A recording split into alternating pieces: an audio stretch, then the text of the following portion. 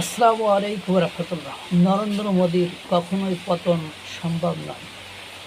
আজকে অনেকগুলো কারণ দেখানোর চেষ্টা করব।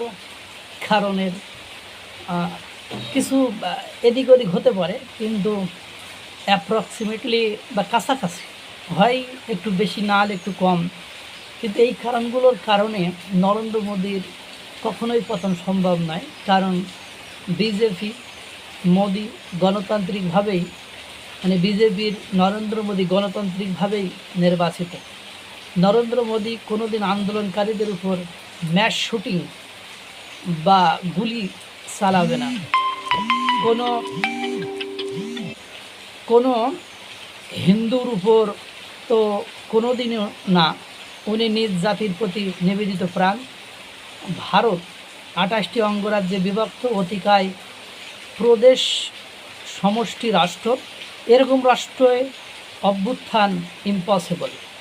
ভারতে গণ অভ্যুত্থানের ইতিহাস নাই। কোনো অভ্যুত্থানের মাধ্যমে এত বড় ফেডারেশনের সরকারের পতন হবে না। এছাড়া ভারতবাসী কোনো দিন এমন একজন প্রধানমন্ত্রীর বিরুদ্ধে অভ্যুত্থান করবে না যিনি তাদের ইচ্ছারই প্রতিরূপ, যিনি তাদের সর্বাধিনায়ক। সর্বভারতীয় জনতা মূর্খ নয়। সর্বভারতের ৭০% মানুষ, approximately it may be near to 70% or less than or more than, it may be হতে পারে। সর্বভারতের ৭০% মানুষ মোদিকে সমর্থন করে।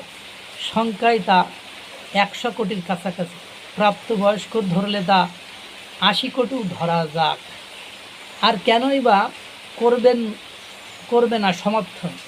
যে নেতা পুরো হিন্দু জাতিকে একীভূত করতে পেরেছে, যে পুরো হিন্দু জাতিকে একীভূত করতে পেরেছে, যেটা শ্যামাপ্রসাদ, সর্দার বল্লভভাই প্যাটেল, গোলওয়াকার, সাভারকাররা শুধু তথ্য দিয়ে বুঝিয়ে গিয়েছিলেন, মোদির সরকার সেটির সফল এক্সিকিউশন অর্থাৎ বাস্তবায়ন করিয়েছে। বাকি ৩০ থেকে ৪০ কোটির না সমর্থনে ৮০ থেকে ১০০ কোটির কাছাকাছি সরকারের পতন কোয়াইট ইম্পসিবল।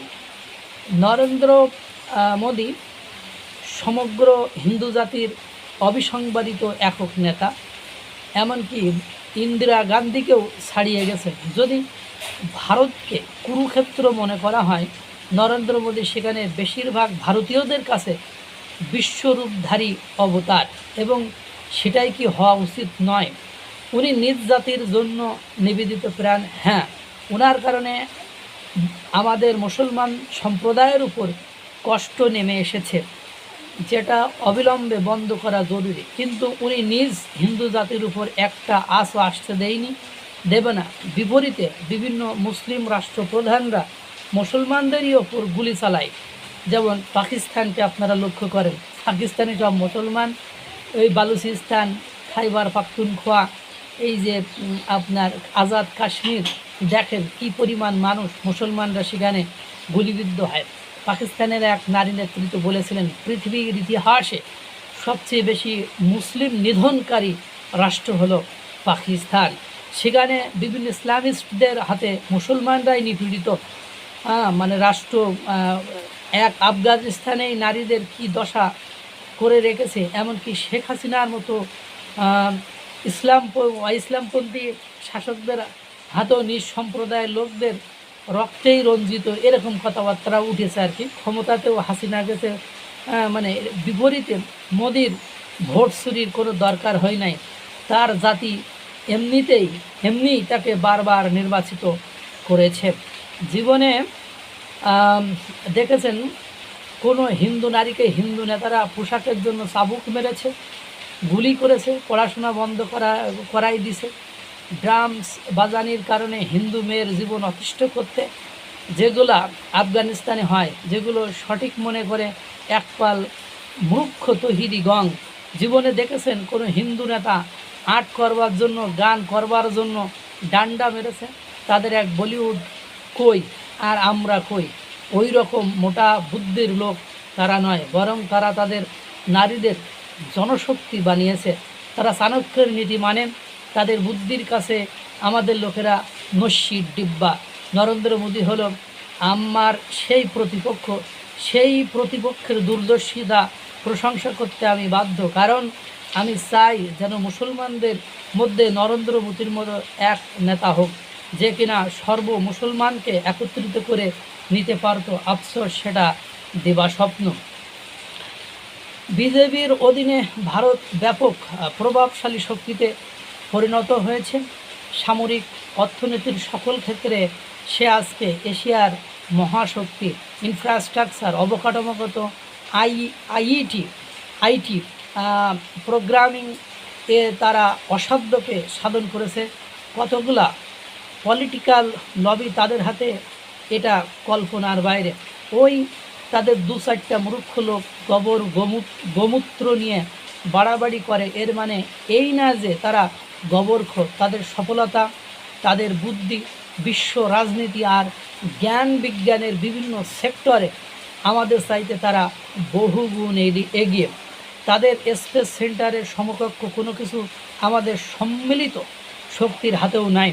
তারা হিন্দুত্ববাদিতা করে একদিকে, আর একদিকে তৈরি করে সুন্দর পিসায়ের মতো গুগল সিইও, জয়শঙ্করের মতো তুখোর ডিপ্লোম্যাট, তুলসী গ্যাবার্ডের মতো পাওয়ারফুল প্রক্সি।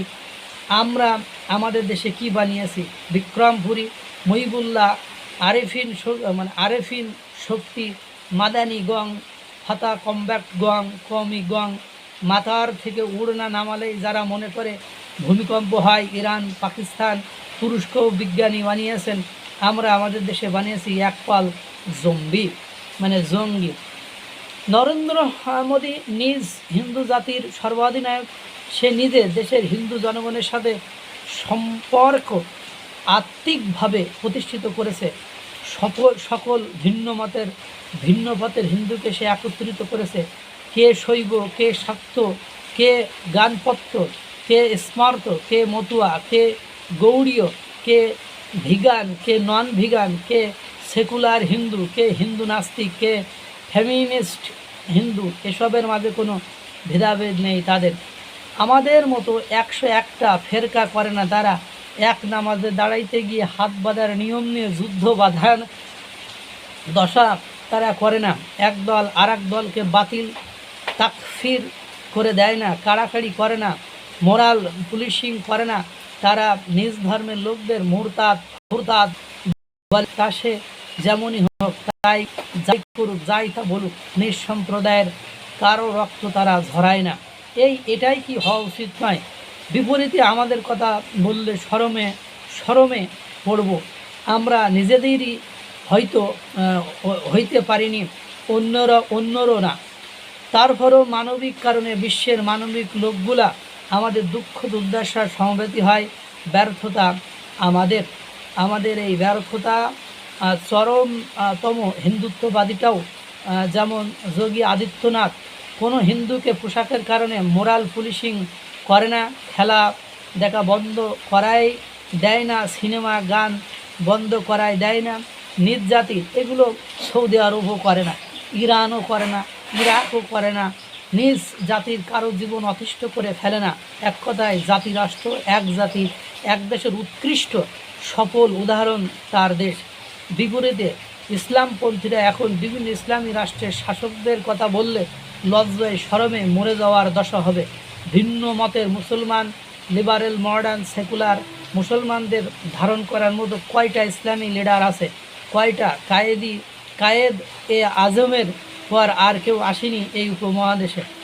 ভারত বৃহৎ হিন্দু গোষ্ঠী ভাগ্যবান যে তারা নরেন্দ্র মোদীর মতো প্রধানমন্ত্রী পেয়েছেন, যিনি তাদের তথা সকল হিন্দু স্বার্থ রক্ষা করে।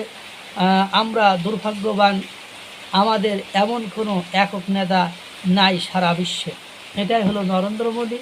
সুতরাং নরেন্দ্র মোদীকে এভাবে গণঅভ্যুত্থান করে পতন ঘটানোর স্বপ্ন যারা দেখছে তাদের জন্য এটা দুঃস্বপ্ন হয়ে যাবে। ইতিমধ্যে 900 জনের বিরুদ্ধে FIR করা হয়েছে এবং সোনাম ওয়াংচুক অনশন ভেঙেছে এবং বারবার অনশন ভাঙার সময় উপস্থিত 2 মন্ত্রীকে, কেন্দ্রীয় মন্ত্রীকে বলেছে যে তারা তারা যাতে বা সরকার যাতে আন্দোলনরত ছাত্রদের বিরুদ্ধে স্ট্রিক্ট অ্যাকশান না নেয়, কারণ এটা রাষ্ট্রদ্রোহিতা যদি মামলা হয়ে যায় তাহলে অনেকের লাইফ ফেল হয়ে যাবে। সুতরাং বুঝলেই, বোঝানোর চেষ্টা করলাম। আল্লাহ তাআলা সকলকে ভালো রাখুক, সুস্থ রাখুক। আসসালামু আলাইকুম ওয়া রাহমাতুল্লাহ।